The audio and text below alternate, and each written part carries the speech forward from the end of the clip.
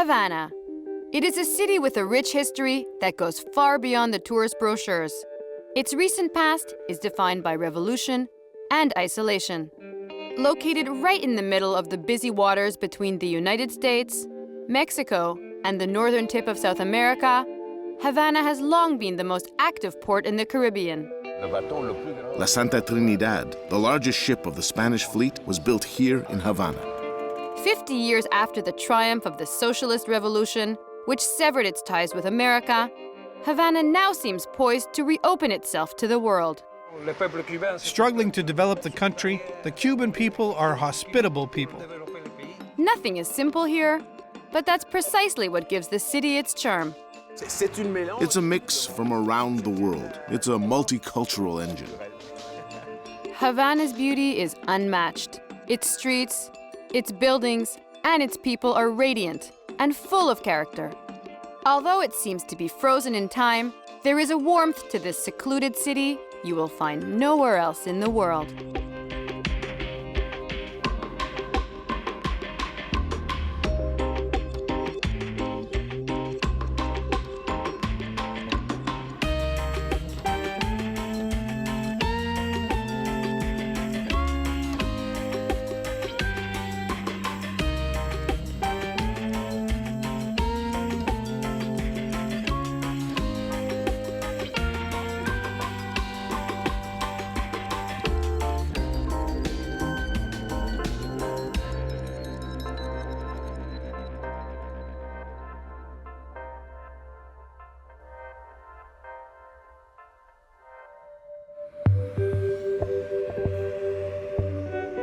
When we look around, we see much of the city as it was a long time ago.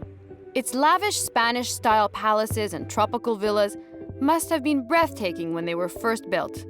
But neglect and a struggling economy has left them in ruins. Like this one. But over the last 20 years, the government has recognized the importance of this priceless legacy. A program to revitalize these buildings has so far restored over 300 facades of the old city. Funding for these renovations comes from the revenues generated by the city's hotels.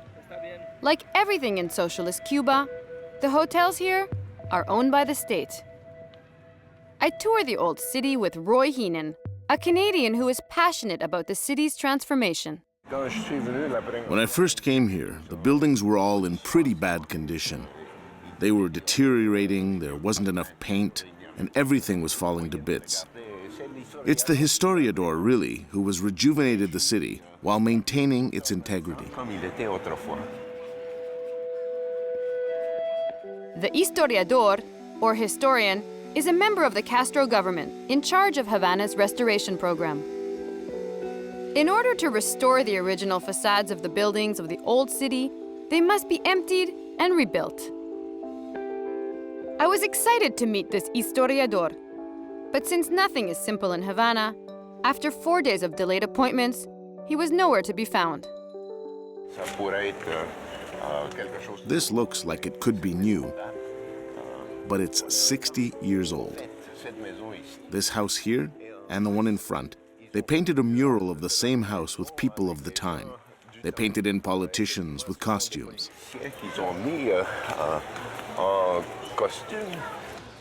When a building is restored here, it seems to bring more attention to the dilapidated state of the buildings around it. Vicious circle.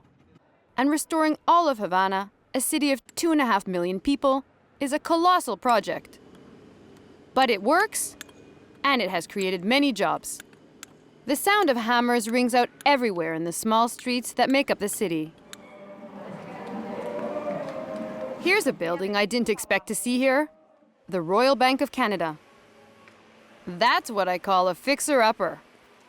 This huge building in the heart of the old city is completely abandoned, supposedly in renovations for the last 10 years. One of Havana's most beautiful buildings. First it became a garage for motorcycles, then a hangar, and then nothing. Apparently, this is on its way to becoming a new bank. But this fellow, who's been overseeing the work for several years, tells me there's no work being done because there's no money. the charms of Havana. Ciao. Ciao, muchas gracias. Havana's ingenuity is one of its chief exports. The historiador is invited around the world to talk about the system of injecting funds from tourism into reconstruction. The innovative program is attractive because it rejuvenates the city without putting its people out onto the streets. Right in front is the Hotel Ambos Mundos, another restored building.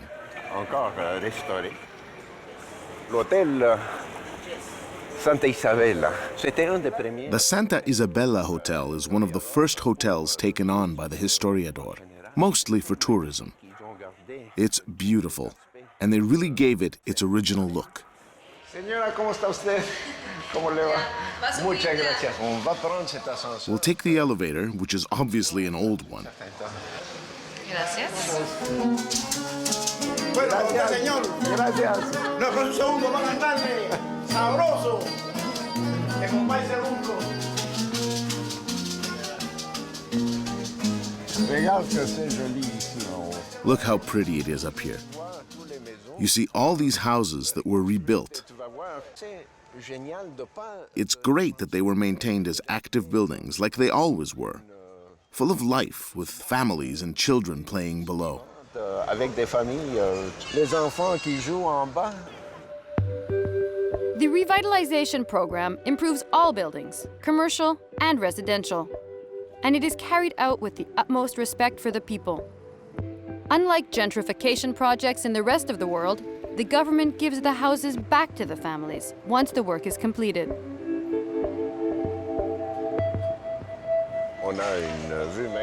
We have a magnificent view of the harbor, and you can see why it was such an important port for the Spanish. They built some of their larger ships right here. La Santa Trinidad, the largest ship of the Spanish fleet, was built here in Havana. Like many Caribbean islands, Cuba was colonized by the Spaniards. They used the land to grow rich crops of coffee, tobacco, and sugarcane. It's hard to tell now, but the port and the water surrounding it were once jammed with boats. One of the problems here is that all the American boats can't enter. Yet the island would be an obvious destination for American tourism. I hope we'll see many more golf courses and marinas here, and travel could be so simple between the US and Cuba.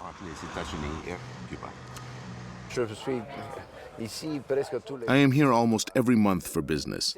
Business here is very complex, and most importantly, it takes time because of the incredible bureaucracy. Making a simple decision can take years. Roy has become something of an expert on Havana. He's come here like this just about every month for the last 10 years. His goal is to develop business relationships, and he believes to do that, you have to get to know the people. Roy's been a witness to the recent change in the government's policies, but he also knows that simple dealings can become so incredibly complicated. Not many people know this, but there's quite a bit of trade between the US and Cuba. Americans don't really want to talk about it, but actually, a large portion of the food comes from the United States. And every day, transactions are made on boats, paying cash because that's the only way to make this happen on a daily basis. Milk, for example, vegetables. All these products come from the United States because it's so close.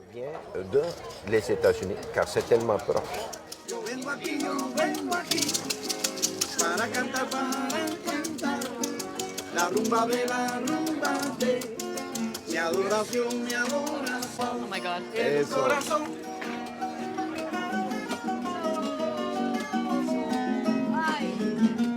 Digo yo, China, tú me has robado el corazón. Pero no me va bien.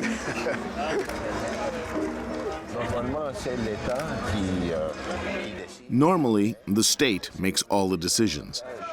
And this is one of the disadvantages of the system.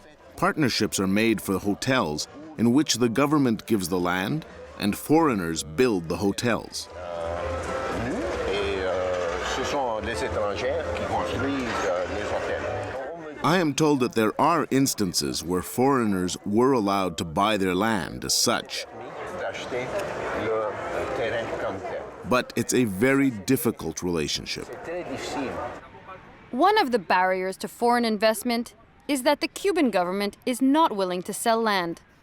It only leases it. Businesses can't plan for the future with confidence. And to many, investing in a country with Cuba's complex socialist policies is not worth the risk.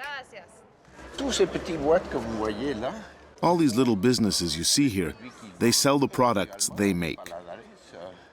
And the small restaurants, those are private. qui sont privés. But that's the only tolerated private business you'll find. And the private sector, as you can see here, is still in the early stages of its development.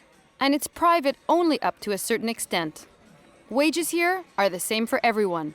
Doctor, waiter, cabbie, cook, and the average one can expect to make $15 a month. The bright spot in Cuba's economy, the tourism industry. When you factor in tips, a waiter, doorman, or maid can make much more than a doctor. I bring Roy to meet Selene, my honorary Cuban grandmother. She welcomed me 15 years ago, during my first visit to Cuba. Selene runs a casa particular, a sort of bed and breakfast. With the country's lack of hotels, this is a popular and tolerated business that can provide much-needed extra income.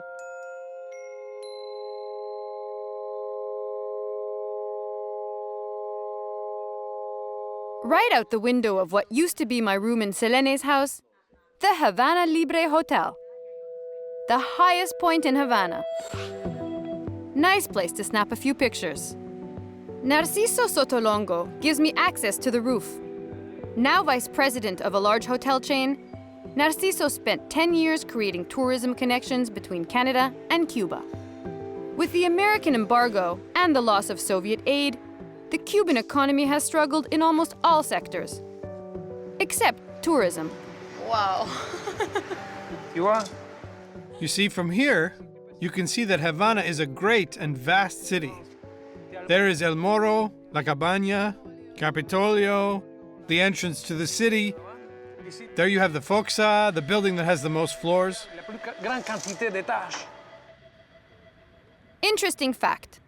The tallest building in Havana has only 35 floors. The irony? When it was built in 1956, it was the tallest concrete building in the world. Another reminder of how this city is frozen in time.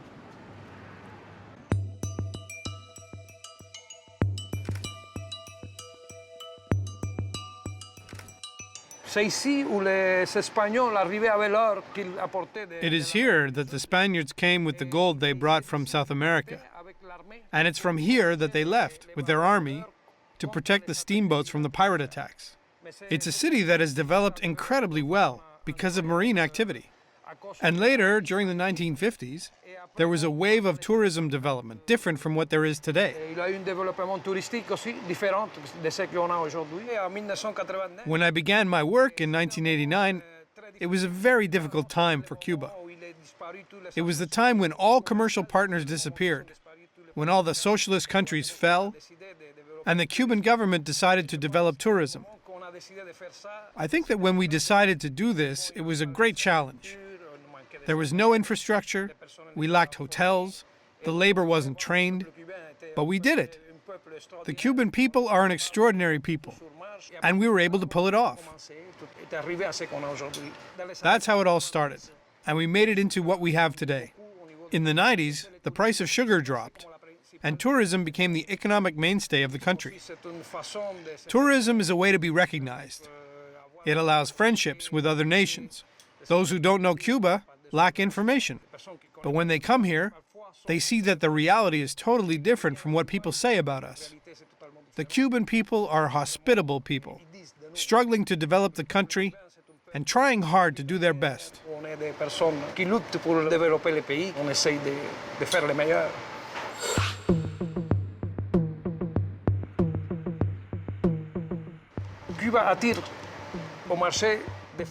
Cuba attracts many different markets. We've just reached 2 million tourists in Cuba, and about 500,000 come to Havana. There are also many Cubans who come from within the country. There isn't only foreign tourism in Havana. The real challenge lies in trying to keep all of our heritage. What's important is that there is an awareness of the heritage we have in the city, so that the new generation can see all the beauty that has been passed from generation to generation. Pour que la nouvelle génération puisse obtenir toutes les beautés qui se sont faites de génération en génération. But the true soul of Havana is its people. Havana is all about its people. And spending a day with someone who lived through the revolution is a must. The revolution of 1959 radically altered the course of Cuba's history and the role of Havana in the world. I had the opportunity to meet two photographers who captured the revolution with their cameras. They tell me about the city before and after the change. This is Roberto Salas, who was Fidel Castro's personal photographer. And we're off to a great start. He brings me a signed copy of what I consider to be his best photograph. Roberto's most recent exhibition captures his vision of modern-day Havana. Most people fled after the revolution, but your family went back. How come? We had a good future here. At 18, at that time, I had 3 salaries here. One in Revolution newspaper, one in Bohemia, one in another magazine. I was making 3 times as much as I made in New York. Second of all, I was working as a personal photographer with Fidel, right from the beginning. When the beginning of the Cuban process in '59, the opportunity was very evident to be able to come back. I came first. I came on the 2nd of January. A couple of days later, I took that picture that you like so much. That picture, I took it 10 days, 12 days after the triumph of the revolution, '59. That was the first time I ever saw Che. There was no light at all. There was just a couple of lamps on the back, and you couldn't see anything. Then all of a sudden, Fidel lights the cigar, and I see the flash of light. And the match was like a flash. That's why you see that sort of atmosphere it has. Tell me, what was Havana like when you came in 59, January 2nd? It was a madhouse. I wasn't able to realize what I was witnessing. Havana is a very strange city now. There's people here from all over the country. I don't know the real numbers, but let's say in '59, the city of Havana was about 1 million people. Now it's 2.5 million. And construction hasn't grown that much. Where 2 used to live, now you find 6, 8. Under difficult conditions. I'm talking a little bit freely as far as that is concerned, but a lot of people have a lot of difficult conditions with living because there's too many people. There's not enough water. The aqueduct doesn't have enough pumping capability for that many people.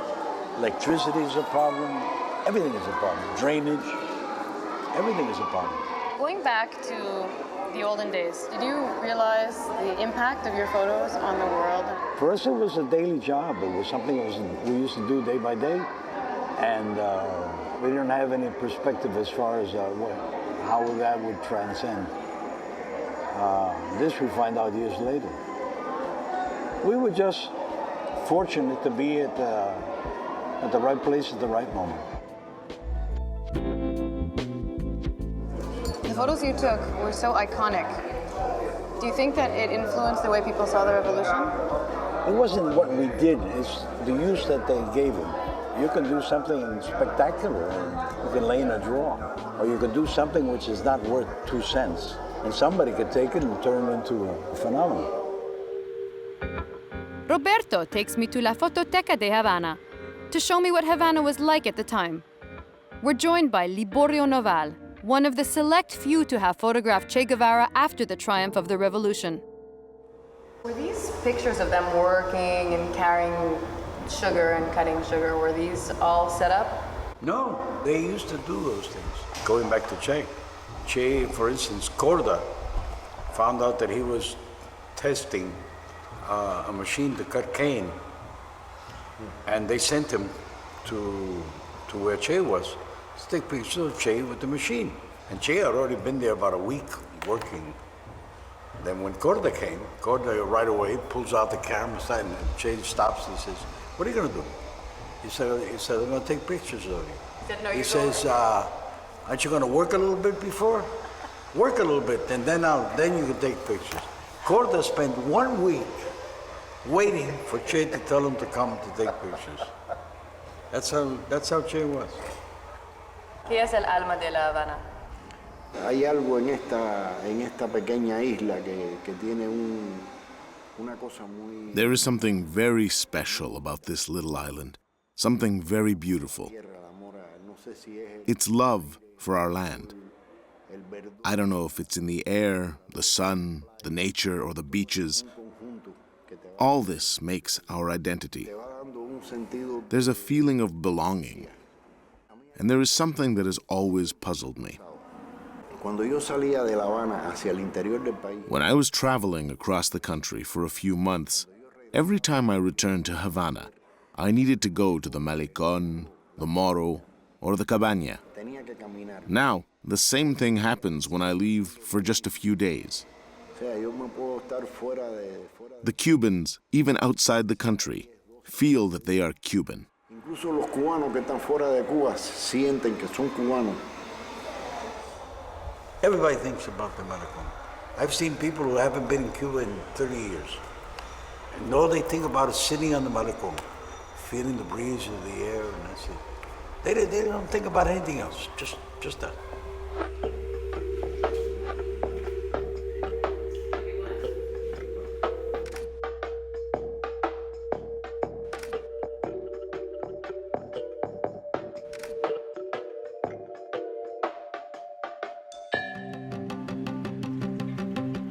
And if the revolution had never happened, I wonder what the city would be like today.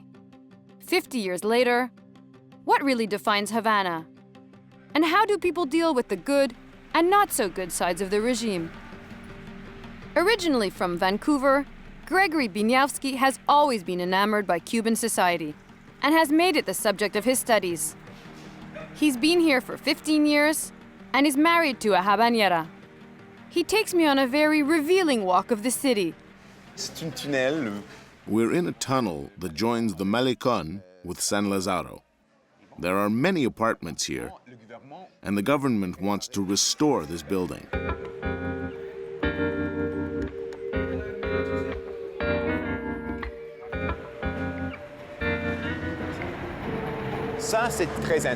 This is very interesting.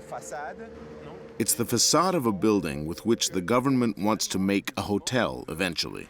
They don't have the money now, but to maintain and preserve the facade, they had to put up this structure. Although Havana is trying to make itself over, a short walk shows us there's still a lot of work to be done. It's not easy to understand how everything operates here. But the regime is just like most of the cars, 50 years old and still running. Can you guess the year of these collection pieces? They date from somewhere between 1955 and 1959. If we look at the plate, we can see that this one is a Cuban-owned car.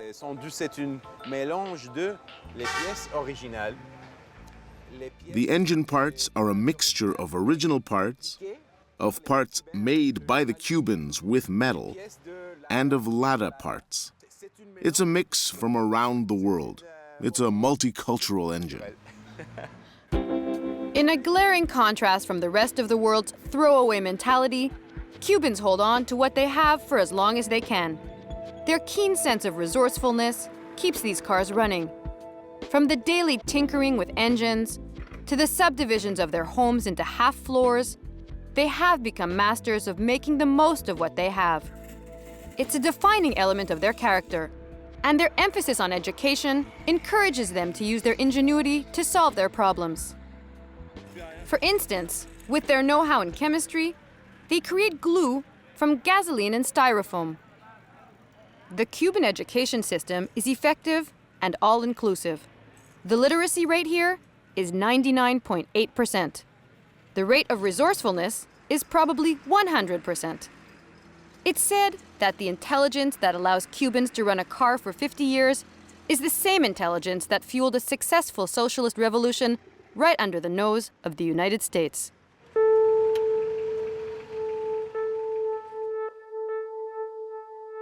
Nous allons suivre le grand malecón de La Habana. We'll drive along the Malecón de la Havana. Malecón, the boulevard, is the face of Havana, the face that points to the north. The United States are right there. And Miami, a city in complete contrast with Havana, isn't very far.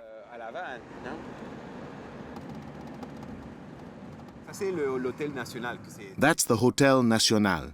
It's an important landmark because it was the home of the mafia, the casino, and all that Cuba was before the revolution. We can say that Las Vegas exists because of the revolution. Havana was supposed to be Las Vegas, but when the revolution triumphed, the mafia had to find a new place. And they chose Las Vegas. I know Cubans that say, I do not agree with socialism. I do not agree with a state that leads the economy, but I support the revolution because the revolution is a manifestation of Cuban nationalism, of Cuban independence. It's very particular. They don't support policies, but they support the spirit of a system. The great challenge of the revolution is to survive the generation that knows what capitalism means. Because capitalism here is not the shopping malls of Miami. It's something else. People here in Cuba, they don't compare themselves to Mexico, Jamaica, or Brazil. They compare themselves with the United States, Canada, or Spain. Many believe that if capitalism makes its way here, it will mean a lot of good things for everyone. It's a dream that is shared by many. Now we're entering the old suburbs. The houses here belong to very wealthy families who left to go to Miami. It is understandable why the people of Miami have a lot of hatred. But the truth is, they didn't have to leave. That's an important element. The rich who decided to stay in Cuba are still living in Cuba. But the majority left because they felt that something like 6 months later, the U.S. Marines would arrive and eliminate Fidel Castro. And they thought they would return safely. But 50 years later, they're still in Miami waiting for the same thing to happen.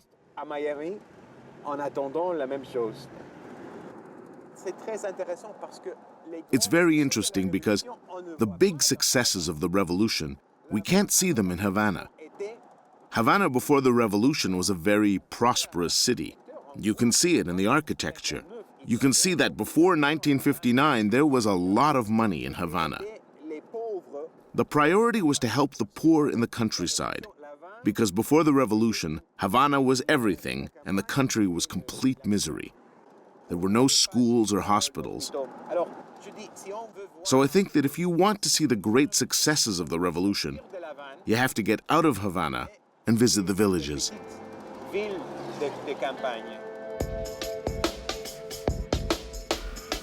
Cuba's only remaining profitable sector since the crash of its sugar industry is tourism.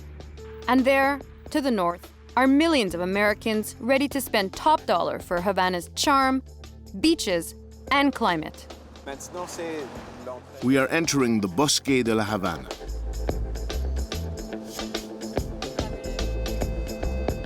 It's like the Central Park of Havana. The Bosque de Havana, a huge park with lush vegetation, emphasizes the region's biodiversity. But no time to stop. We're off to see some intense baseball action.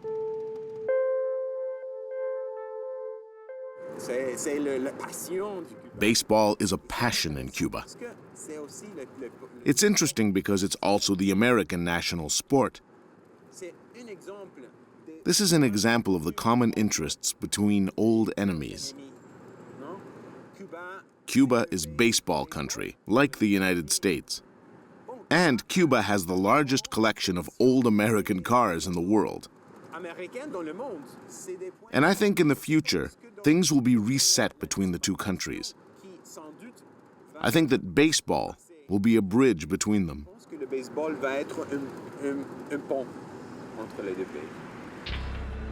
Gregory isn't the first person I've met to point out the local obsession with baseball, the national sport. But this isn't my first trip to Cuba, so this time, I brought some Canadian baseball gear for a local school.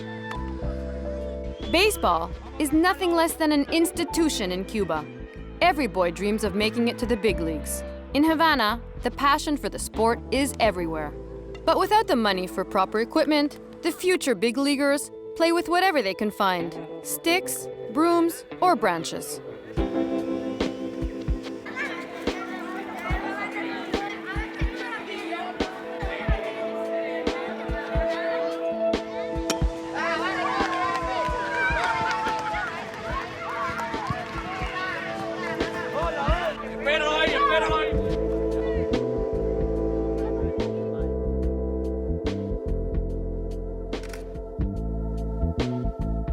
Time to get serious. This is the atmosphere at games played each and every day here in Havana.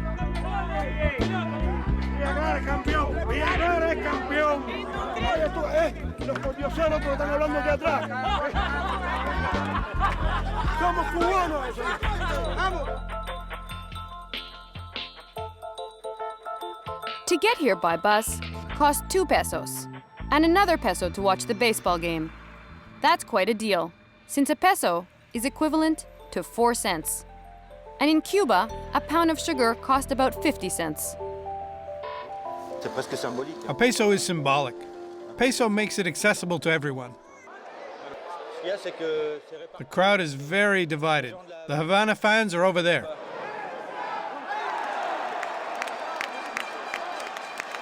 To save on electricity costs, most games are played in the afternoon.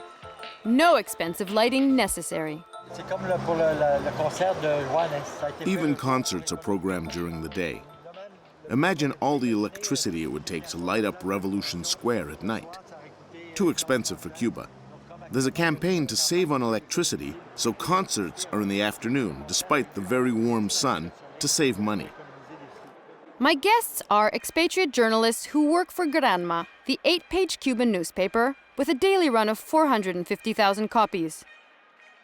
And Granma was the name of the ship on which Fidel, Che, and their 80 compatriots arrived in 1956 to launch the Cuban Revolution.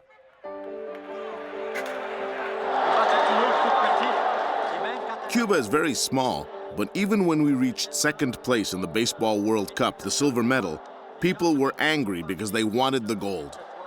Silver is pretty good for a small country like Cuba, an island from which a lot of players were recruited.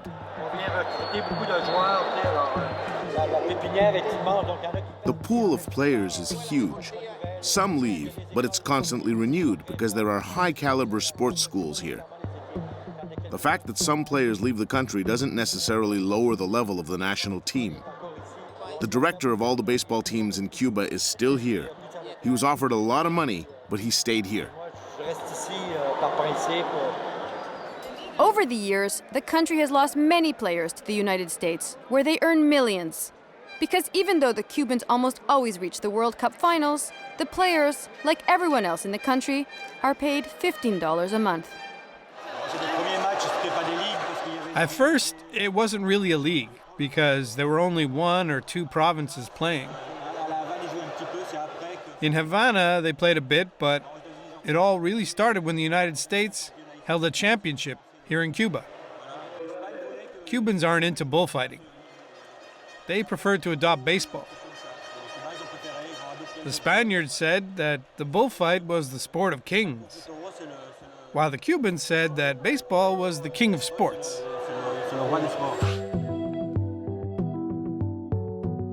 Unlike other Latin American countries, Cuba had a greater connection to America than to Europe. So soccer was never as popular as baseball, America's greatest pastime. It's extremely difficult to buy fruits and vegetables in Havana. Markets are almost non-existent. Again, there is irony in that, since the land here is so fertile, and Cuba is surrounded by countries famous for exporting mouth-watering produce. The local answer to this problem? A growing network of urban gardens. These gardens are called permacultura, and there are over 200 of them in the city. Essential in the diet of the entire population, they are the source of 90% of all fruits and vegetables consumed by the locals. Permaculture provides access to fruits, vegetables, and medicinal plants. And this particular garden is also a training school.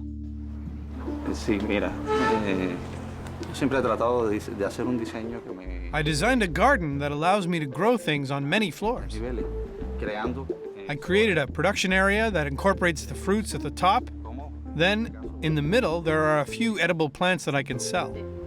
Algunas plantas ornamentales que pueden ser comercializadas a un nivel medio, pues entonces, bueno, a nivel bajo. And on the ground level is the production used in the training for community involvement and activities with the school. La comunidad, actividades con las escuelas, que son las que básicamente vienen hacia acá al trabajo. People come to practice and to work. Apoyo para la intervención. This system has had a very positive impact on the environment of the city. Este sistema en el ambiente. Sí, esto tiene un impacto ambiental. It's a form of recycling of waste and organic materials that can benefit the families. Orgánicos que se producen y que se le da una reutilización. We contribute to waste reduction. Estamos contribuyendo a que a los microvertederos lleguen menos cantidades de basura. The entire island of Cuba was devoted to the production of a single product, sugarcane. But with the toppling of communism in the Soviet Union in the 90s, Cuba's most important customer disappeared. Since then, they have tried to diversify their production. This type of initiative aims at creating a more self-sufficient economy. Con la caída del campo socialista, Cuba pierde el 80% de su comercio. After the fall of the Soviet Union, Cuba lost a large portion of its business revenues. This has created different types of crisis. We didn't really have a culture of self-sufficiency. In terms of nutrition, it had a very negative impact on us. But it generated a burst of creativity to compensate for the situation. Paliar la situación.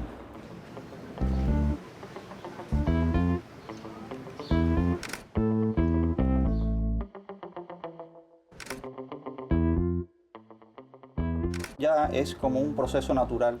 It's a natural process that was created in the neighborhood. Everyone's a consumer, but not everyone has a yard. Solamente una pequeña cantidad que, bueno, ya más o menos se va. Only a few producers have created a clientele who consumes what they produce. Aparte de nosotros, lo que se produce aquí que pueda sobrar. Pero una autosuficiencia. Self-sufficiency for everyone is impossible because space doesn't allow it. And if I don't use my space, it won't be used by the city either. Los vertederos de la Es una ciudad. nueva... Es una nueva vida We're giving a new life, que se le da. Es una a new utility to the land. algo que de otra manera, en este momento, por ejemplo, esta planta, Right now, we're doing an experiment with this plant como un experimento, ¿no? to demonstrate that it can produce fruit in a small space and therefore give good results. Dan buenos resultados en pequeños espacios, es decir, a pequeña escala.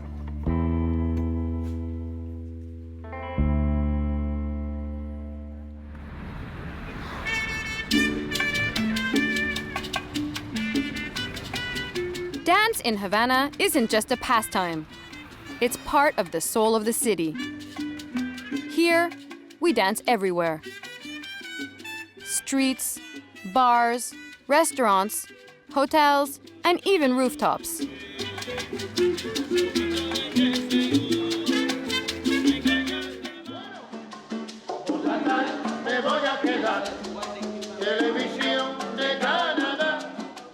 The day we have to work, but in the night people go to the street to dance, to listen music. Leonel is a star among Cuban dancers.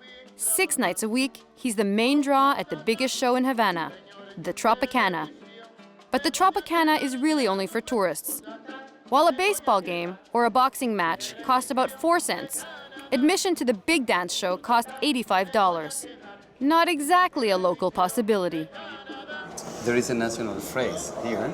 You said, con una lata y un palo, haces un guateque cubano. Which roughly means, life is hard, but it's good to be Cuban. I do it, enjoying it and singing, and that's a part of the soul of the people in Havana. Always we have to do something. That's a part of a Cuban. We can work and go to sleep. We have to work to go to enjoy, and then we go to sleep for work the next day. But we need this part. If you don't take the street in the middle of the night, you are not in Havana. You are not in Cuba. Okay, perfect. Let's go. Let's go. We can understand the surface of Havana through its buildings and history. But to understand the people, we have to understand how they live and breathe music. Is this music in Havana Vieja, for example, where there's a lot of tourists, especially for the tourists? I don't know why all the time are trying to separate. We have not music for the tourists and music for the people. It's the same. Try to listen. For here, are playing somebody a piano like a jazzman, and listen the drums, the bongos, and for the other part. That's the Havana. It's a mix. It's a fusion. You have an artist in any corner. When you go to the street, you can see maybe the more simple people are playing something in the corner of his house. Where did salsa music come from? The salsa music is a derivation of the son and the cha-cha-cha mambo. It's the mix of many today. rhythms. Some people said it's born in Puerto Rico and all places. No, No, it's not true. the salsa is born in Cuba a lot of time ago. We have to give Castro what belongs to Castro. You want to dance a little? Although there are several variations throughout Latin America, salsa was invented in Cuba. 1, 2, 3. 1, 2, 3. You make it look so easy. And that's not all. Salsa may be the proudest and most famous Cuban dance, but it's not the only one. Country has also given us cha-cha-cha, mambo, and rumba. What about rumba? The rumba is a competition. You're beginning to sing about something, and the another continue, and the third continue, talking about the same thing, but in my form, in your form, to see what is the best. And when dance is the same. Dance with your rumba is like this, but I'm trying to... He's trying to take you, and you have to And it's, try the name is... don't take you.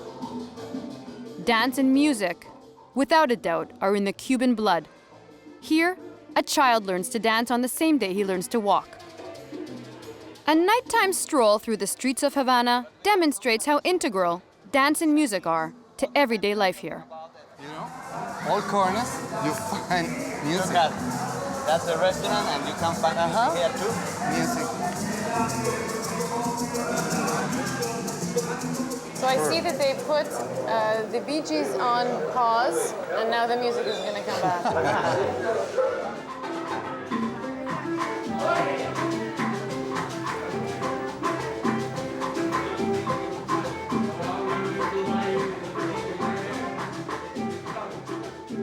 Music is everywhere, all around, like a soundtrack to the evening.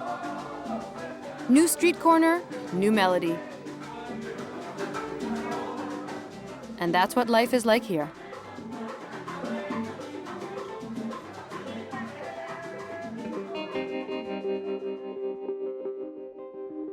Havana could have been an extension of American culture.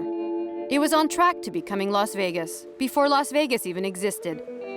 But this little outpost, violently contested for the last 500 years, has had 60 years of tranquility.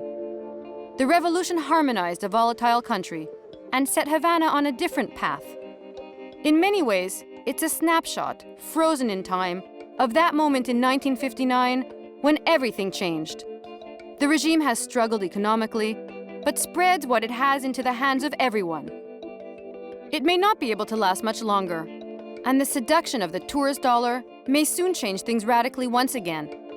But there is so much to learn here about individual ingenuity, near total literacy, and access to education. How small would our landfill be if we held on to our cars for 50 years? How much greener would the world be if we all had rooftop gardens? The future here, like the past, will be marked by change and turbulence. But the habanero heart that yearns for dance and music will never change.